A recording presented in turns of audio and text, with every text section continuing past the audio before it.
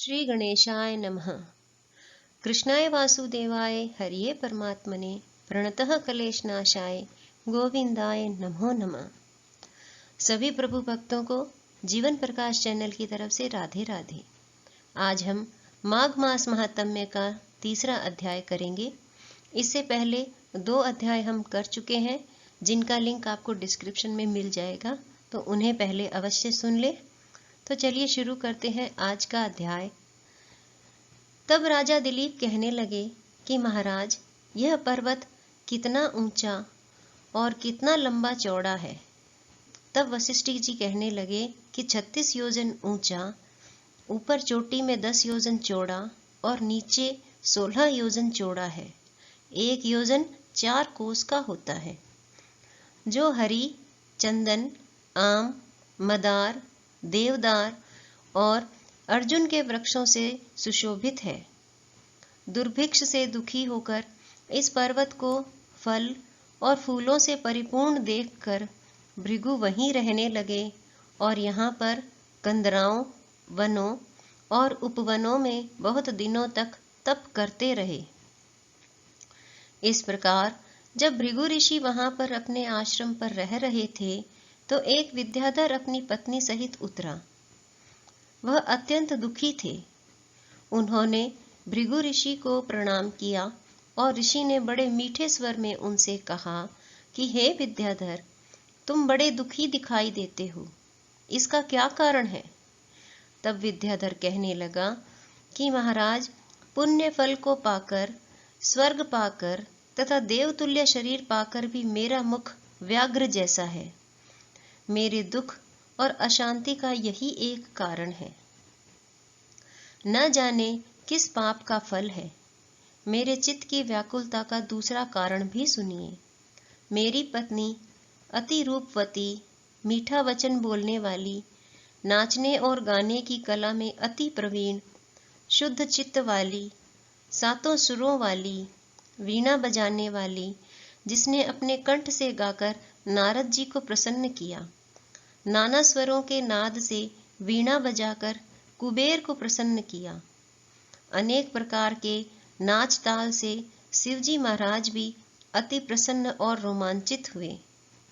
शील, उदारता, रूप तथा यौवन में स्वर्ग की कोई अप्सरा भी इस जैसी नहीं है। कहाँ ऐसी चंद्रमुखी स्त्री और कहाँ मैं व्याघ्र मुख वाला। यही चिंता सदैव मेरे हृदय को जलाती है। विद्याधर के ऐसे वचन सुनकर तीनों लोकों की भूत, भविष्य और वर्तमान की बात जानने वाले तथा दिव्य दृष्टि वाले ऋषि कहने लगे कि हे विद्याधर, कर्म के विचित्र फलों को प्राप्त होकर ज्ञानी पुरुष भी मोह को प्राप्त हो जाते हैं। मक्खी के पैर जितना विष भी प्राण लेने वाला हो जाता है। छोटे छोटे पापों का फल भी अत्यंत दुखदायी हो जाता है।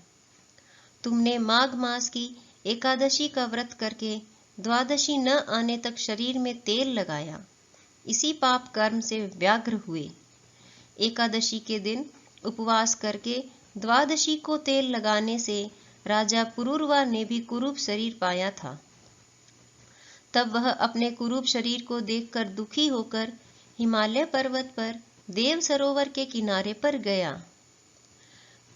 प्रीतिपूर्वक शुद्ध स्नान कर कुशा के आसन पर बैठकर भगवान कमल नेत्र, शंख, चक्र, गदा, पद्म के धारण करने वाले, पीतांबर पहने, वनमाला धारण किए हुए विष्णु का चिंतन करते राजा पुरूरवा ने 3 मास तक निराहार रहकर भगवान का चिंतन किया।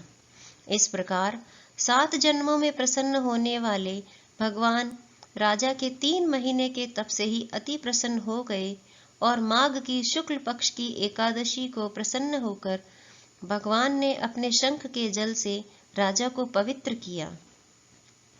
भगवान ने उसके तेल लगाने की बात याद दिलाकर सुंदर देवताओं का सा रूप दिया, जिसको देखकर उर्वशी भी उसको चाहने लगी और राजा कृतकृत्य होकर अपनी पुरी को चला गया।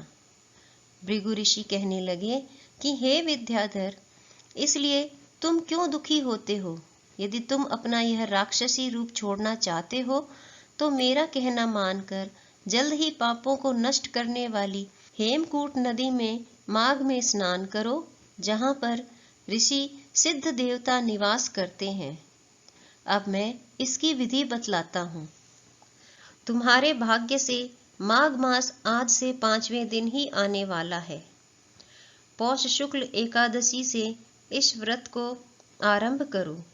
भूमि पर सोना, जितेंद्रिय रहकर दिन में 3 समय स्नान करके महीना भर निराहार रहो। सब भोगों को त्याग कर तीनों समय भगवान विष्णु का पूजन करो। जब तुम द्वादशी को शिवजी स्तोत्र और मंत्रों से पूजन करोगे तो तुम्हारा मुख देखकर सभी चकित हो जाएंगे और तुम अपनी पत्नी के साथ सुखपूर्वक क्रीड़ा करोगे। माघ मास के प्रभाव को जानकर सदा माघ में स्नान करो। पाप दरिद्रता से बचने के लिए मनुष्य को सदा यत्न से माघ मास का स्नान करना चाहिए। स्नान करने वाला इस लोक तथा परलोक में सदा सुख पाता है। वशिष्ठ जी कहते हैं कि हे दिलीप, भृगु के यह वचन सुनकर वह विद्याधर अपनी स्त्री सहित उसी स्थान पर पर्वत के झरने में माघ का स्नान करता रहा और उसके प्रभाव से उसका मुख देव सदृश हो गया और वह मणिग्रीव पर्वत पर आनंद से रहने लगे। भृगु जी भी नियम की समाप्ति पर शिष्यों सहित ईवा नदी के तट पर आ गए। इसी के साथ माघ मास महात्म्य का 3रा अध्याय पूर्ण हुआ। जय श्री कृष्णा।